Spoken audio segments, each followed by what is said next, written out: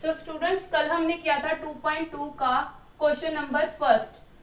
तो आज हम करेंगे क्वेश्चन नंबर सेकंड, जिसमें कहा है find a quadratic polynomial each with the given number as the sum and product of its zeros. यहाँ इस क्वेश्चन में हमें जीरोस गिवन है, हमें क्या फाइंड करनी है? Quadratic equation.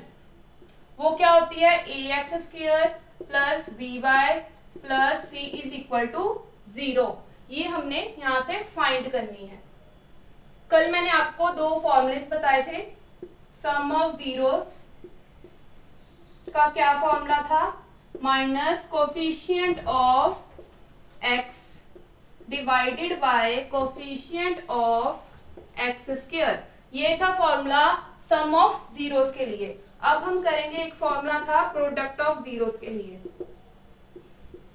वो क्या फॉर्मूला था? Constant term divided by coefficient of x²।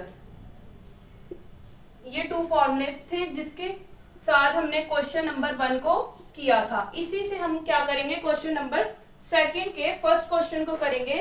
तो स्टूडेंट्स कैसे हमने करना है? सबसे पहले हम सम ऑफ जीरोस का फॉर्मूला लगाएंगे। ये जो हमें दिया गया है ये क्वेश्चन के अकॉर्डिंग क्या है?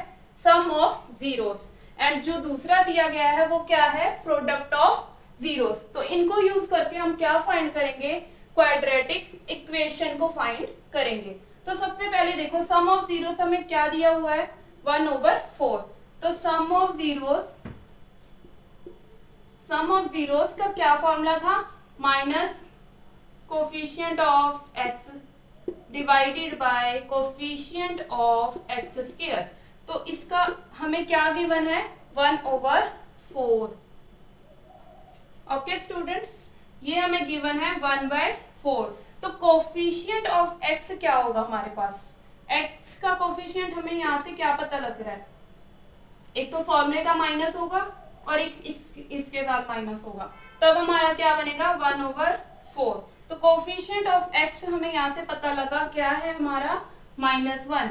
एंड कोफिशिएंट ऑफ x² क्या है यहाँ से? 4। तो हमें दो कोफिशिएंट पता लग गए। एक टर्म हमें नहीं पता लगी, वो क्या है? Constant term. वो किससे पता लगेगी? प्रोडक्ट ऑफ जीरो से, जो कि हमें -1 गिवन है। अब हम प्रोडक्ट ऑफ जीरोस में पुट करेंगे इसकी वैल्यू। -1 हमें गिवन है, नीचे हम 1 लिख सकते हैं। तो कोफिशिएंट ऑफ x² यहाँ से पता लग रहा है 1 है। और कांस्टेंट टर्म की बात करें तो वो क्या है? -1। तो यहाँ से हमें कांस्टेंट टर्म मिल गई, वो क्या है? -1। जब हमें ये तीनों चीजें पता लगी तब हम क्वाड्रेटिक इक्वेशन को लिख सकते हैं। सबसे पहले आएगी x² की टर्म, वो क्या है? 4x²। उसके बाद x की टर्म वो क्या है? -1x, इसको हम x भी लिख सकते हैं। उसके बाद कांस्टेंट टर्म की बात करें तो वो क्या आएगी? -1। तो ये हमारी क्वाड्रेटिक इक्वेशन थी जो हमने फाइंड कर ली। तो ये स्टेप्स को फॉलो करके आप आसानी से क्वाड्रेटिक इक्वेशन को फाइंड कर सकते हैं। हमें sum and product of zeros question में गिवन होंगे। जो फर्स्ट होगा वो सम ऑफ जीरोस होगा और जो सेकंड होगा वो प्रोडक्ट ऑफ जीरोस होगा। इसके लिए हमने कौन से फॉर्मूले यूज करें?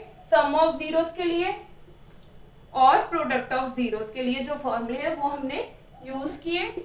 उनको यूज करके हमने क्वाड्रेटिक इक्वेशन को फाइंड कर लिया। तो ये था 2.2 का सेकंड का फर्स्ट पार्ट। अब हम करेंगे इसका सेकंड क्वेश्चन।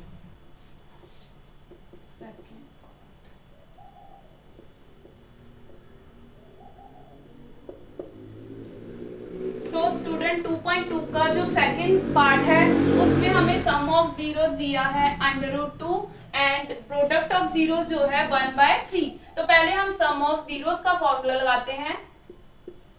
वो क्या होता है? Minus coefficient of x and divided by coefficient of x²।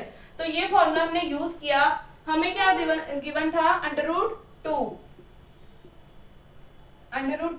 तो हम नीचे लगा सकते हैं 1 और यहाँ पे माइनस, इसलिए एक माइनस इसके साथ लगाएंगे, एक बाहर, ताकि ये क्या बन जाए हमारा? √2।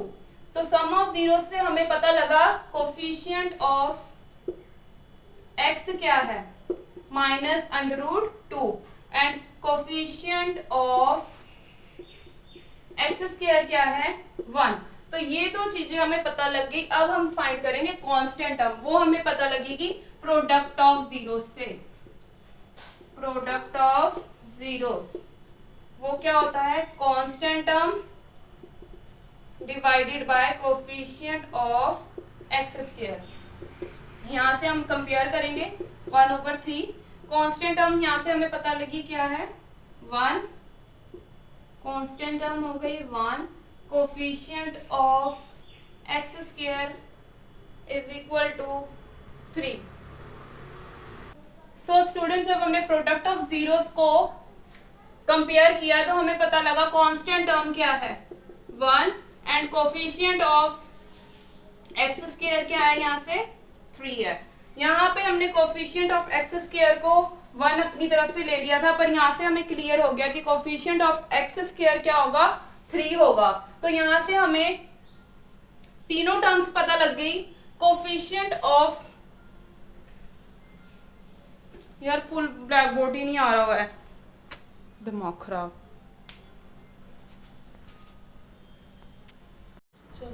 So student product of zeros क्या होता है constant term over coefficient of x square.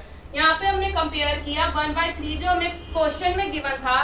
Compare करने के बाद हमें क्या पता लगा कांस्टेंट टर्म क्या होगी 1 होगी और कोफिशिएंट ऑफ एक्स स्क्वायर क्या होगा 3 होगा। यहाँ से हमें इतना क्लियर नहीं हुआ था, हमने अपनी तरफ से यहाँ पे 1 मान लिया था, पर यहाँ से हमें क्लियर हो गया कि जो कोफिशिएंट ऑफ एक्स स्क्वायर होगा वो 3 होगा।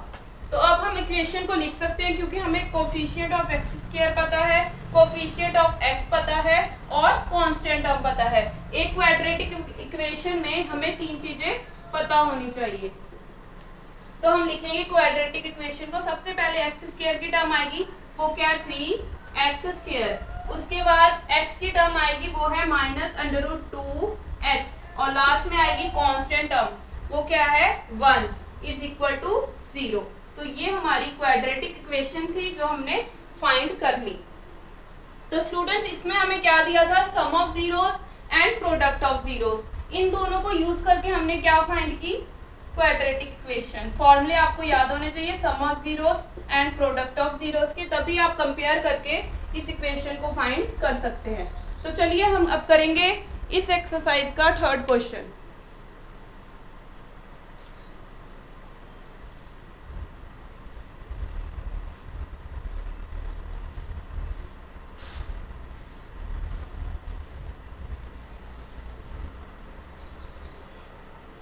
स्टूडेंट्स ये है एक्सरसाइज 2.2 का 2nd क्वेश्चन जिसका हम 3rd पार्ट करने जा रहे हैं। 3rd पार्ट में हमें सम ऑफ जीरो जो दिया है वो 0 ही दिया है और प्रोडक्ट ऑफ जीरोस की बात करें तो वो √5 दिया है।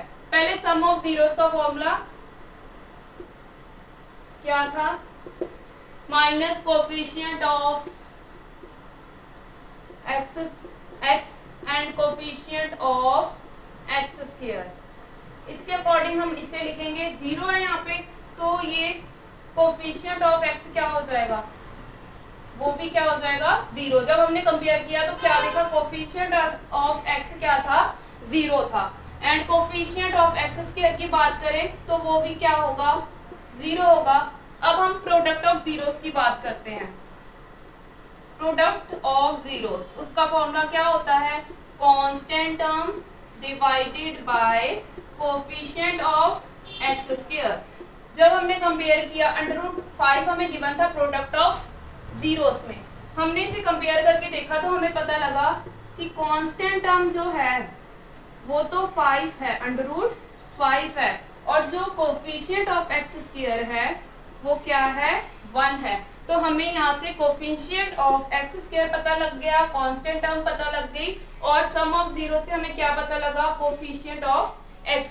अब हम क्वाड्रेटिक इक्वेशन को लिख सकते हैं। तो सबसे पहले क्या आएगा कोफिशिएंट ऑफ एक्स स्क्वायर वो क्या है 1, तो हम क्या लिख सकते हैं एक्स स्क्वायर। उसके बाद हम बात करेंगे कोफिशिएंट ऑफ एक्स की वो क्या है 0, उसको लिखने की जरूरत नहीं है क्योंकि ये क्या है 0 है। आप 0x भी लिख सकते हैं और नहीं भी लिख सकते हैं।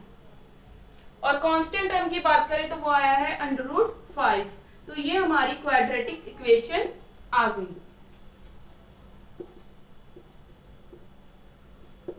स्टूडेंट्स, तो ये थे 2.2 के क्वेश्चन नंबर 2 के first, second and third question. बाकी के क्वेश्चन हम अगली वीडियो में करेंगे।